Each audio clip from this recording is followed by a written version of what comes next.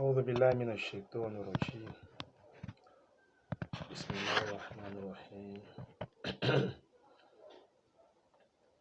والصلاة والسلام على خير خلق الله سيدنا محمد وآله وصحبه أجمعين. Assalamu alaikum wa rahmatullahi wa barakatuh. We thank Allah who has made today a reality. We seek Him to shower His blessing and His mercy on His noblest of mankind, Muhammad Sallallahu Alaihi Wasallam, his household, his companion, his relatives, and those that follow the virtuous teaching till the day of reckoning. Brothers and sisters in Islam, I say Assalamu alaikum wa rahmatullahi wa barakatuh to you all. Without wasting much of our time today, we'll be discussing a very vital issue, which is Al-Amr bil-Ma'ruf wa Nahyu anil-Munkar, meaning enjoying what is good and forbidding what is evil. Enjoying what is good and forbidding evils. When you say enjoying what is good, in the first place, every human being, every person that lives on earth is given these features characterized with knowing what is good and what is evils.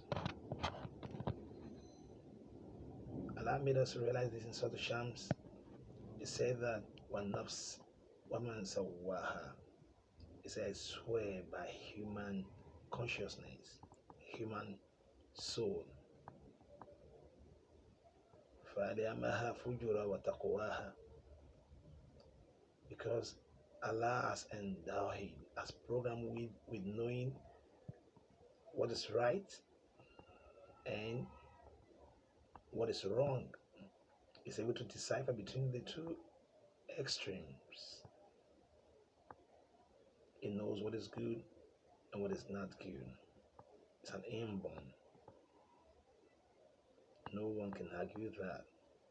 You can tell me that now when you see a speedy car on highway coming on your in your direction, that you're going to stay and allow it to hit you, you're going to run for your life because you know that it's very harmful. You can see poisons and just consume it. If you're not mad, you know what is good and what is bad. But due to our nature, this nature of humanity, Allah has given you and I the freedom. Inna dinahu sabila imma shakiran or imma kafuro. So we have laid down path for a human being to choose between being grateful and be ungrateful. So we have this huriyah, the freedom. And this freedom is what, has been responsible for this topic. Because you have the freedom to choose between the right and the wrong. And number two is that our soul, our mind is so porous, so much,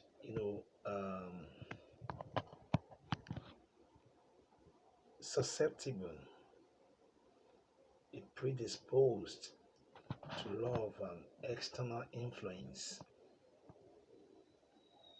Our soul is predisposed to different external influence. So it's very easy for the soul to, fall victims of things that will affect it and not allowing it to do good. Number three is our environment. the environment we found ourselves, from our house, our offices, our neighbor, what we watch on TV, on social media, all of these, you know, sum up to be also an external effect. Number four is shaitan. A shaitan is also another factor that affects us being good or being righteous. When you say freedom, every one of us is left with the freedom, is left with the will, the willingness to choose. We have the willingness to choose between wrong and the right. And this willingness is so important. It's what defines you and I. The ability to, um, reason, ability to decide, to be a good decision maker for yourself, to determine what is good for you and what is bad for you, so that you don't blame anybody in the long run. That is why in Surah Ibrahim, some people will come to Allah on their judgment with the excuse that it is it's not my fault. That is why Allah has sent down the prophets, the scholars, Nadhir wa Bashir, to warn you and I. And will be asked on the judgment, didn't you see the warners, the prophets? Didn't they come to you to warn you, to call your attention? But you refuse to hearken to them. لم يأتيكم نذير. And they will say, قالوا بلى قد جاءنا نذير فكذبنا وقلنا ما نزل الله من شيء إن أنتم إلا تكذبون. They will ask them, didn't the prophets, the warners, didn't they come to you? They will confess, they did came to us. They came, they warned us, they called us, but we refused, we objected, we belie them, we deny them. So now the free will is inside of you. Do you want to continue doing evils, or you want to change? It is within you. You have the knowledge, you have the maturity, you have the decision in your hand. You've been called upon. You know the right from the wrong. Why not desist from it? You're still smoking, fornicating, gambling, lying, doing a lot of sort of crimes. And you're rest assured that nothing is wrong. Nothing is wrong with you, my brother. The freedom that Almighty has endowed you with. Love creatures are not enjoying this freedom. You are not a dog. You are not a goat. They don't have freedom. Allah created them the way He wants, and they never change. But human being, we, you know, we are created to adapt to changes. You can decide you want to go this way. You can decide I'm going not that way again. This is what I want to put on. This is what I want to eat. I want to sleep. I don't want to sleep. I want to talk. I don't want to talk. You decide for yourself, my brother. All these evils, you have the free will to say no to them. And how do you get that right? Is based on knowledge, knowing the right from the wrong. You are not excused. You can't tell me that smoking, you don't know that smoking is not good, fornicating is not good. That is why you need to purify your soul. At the second stage, your soul, your mindset is your enemy. Your soul decides within you You program it that you want to engage in evils. That's why I said that God of Lahaman Zakaha, whoever purifies his soul, such person is successful in life and the hereafter. Whoever denies the purification of soul, such person is a loser. So you must purify your soul with dhikr, with recitation of the Quran, with sermon, with fasting, with shunning evils without thing, with seeking Allah's pleasure, doing things for the sake of Allah alone, for no one's sake, knowing fully that you will die one day, remembrance of death, remember of your life in the grave, remember of life in hereafter, preparation for all this, to be mindful of the consequences of every action you engage in. This makes your soul to become so calm, become so obedient, be ready to abide by the two sentences of Allah subhanahu wa ta'ala. Number 3 is a shaitan. Shaitan is also your enemy. Allah called him your enemy in the Quran. You must take him as enemy. Allah said, "Inna shaitan aduwwu lak fattakhidhu aduwwa." Allah said, Shaitan is your open enemy, is a hardened enemy. Take him as your enemy. He whispered to you in your heart to disobey your creator. إذ قال الإنسان أكفر. When Shaitan will whisper into your heart to disobey Allah. فَلَمَّا كَفَرُوا قَالَ إِنِّي بَرِيءٌ مِنْكَ إِنِّي أَخَافُ اللَّهَ رَبَّ الْعَالَمِينَ. When you engage in this evil act, Shaitan will say, will confess to say, anybody who mean I'm exonerated, I'm out of this game, because I'm also conscious of Allah subhanahu wa ta'ala, the Lord of the universe. I'm afraid of Allah. I fear Allah.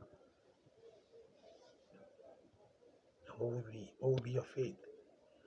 What will be your fate? When Shaitan deny you. Check what Ibrahim when on the judgment. Every ingrate, every image of hellfire, every disbelievers, we point finger of accusation against Shaitan, claiming that is the one responsible for the rejection, the disobedience. And the last matter we ask them to bring forth Shaitan will deny them. And Shaitan will exonerate them. We ask them, did you see me? Did I force you? Allah promised you, I also promised you, and you adhered to my promise. Don't blame me. Don't blame me for every misbehavior, every unruly act, every ungodly act you put before yourself. It's your decision to do it. I didn't force you to do that. Be your faith before Allah subhanahu wa ta'ala. Be your faith. Shaitan appears to you, in metaphysical form. It whispers into your heart. And later you was it whispered, it instructs you to disobey your creator. It ruin your life. Don't allow him. Number 3 is your environment. Your environment is another factor. People living within your environment, what you watch on social media, what you watch on TV, on radio, what you listen to, what you see, your companies, your friends. You keep good friends. You shun every evils. If you cannot add to the goodness within your society, you don't create more problem. And I said, La tufsid fil ardi ba'da islahiha. Do not corrupt the environment after which Allah subhanahu wa ta'ala has sanctified it, has organized it. It's so essential that we try as much as possible to not allow environment to influence us, to dictate the pace of things for us. We should put the environment under the injunction of Allah subhanahu wa ta'ala. And the last one, but not the least, is yourself. Yourself. You must be determined. You must fear Allah. You command what is right for yourself. Start from yourself. إصلاح نفسك ثم أدعو غيرك. Reform yourself first before you invite others. Invite others to good. Do good first. Forbid evils for yourself before you forbid for others. Live by example. If you refuse to call to good, you should know surely that you're going to blame yourself. And because this is likened to what Prophet Muhammad told us about people, it drew a scenario, a similitude of travelers in a ship. This ship of a story building ship. Some are at the top, some are at the base. You'll be traveling on water, on the ocean, and those at the top supplies water to the people at the base, and the traveling continues. And until one day, when those who are at the base, at the bottom of the ship, decided that we are very close there, we are more closer to water. We can dig a hole in this ship to access water instead of demanding water or relying on people at the top. And Rasulullah said that if those at the top allow those at the base at the bottom to dig a hole in the ship, they will all be drawn, they will all die. So you don't allow people to do evils. Whoever see evil among you, but you got to be idea. If you see evils, change with your hand. If you can't afford, change with your hand, change with your mouth, preach. If you can't afford that, change with your mind. Let people see your feeling. You're not happy about evils they do around. Talk to people. Don't partake in evils. Say no to evils everywhere you go. And that is why in Surah Al-Ma'idah, Allah said, "Lu'ina alladhina kafaru min bani Israel." Allah rain is curse, is distraction on people of the book among the Jews and the Christians because of one thing. They refuse to preach. They refuse to forbid evils, and they also engage in these evils.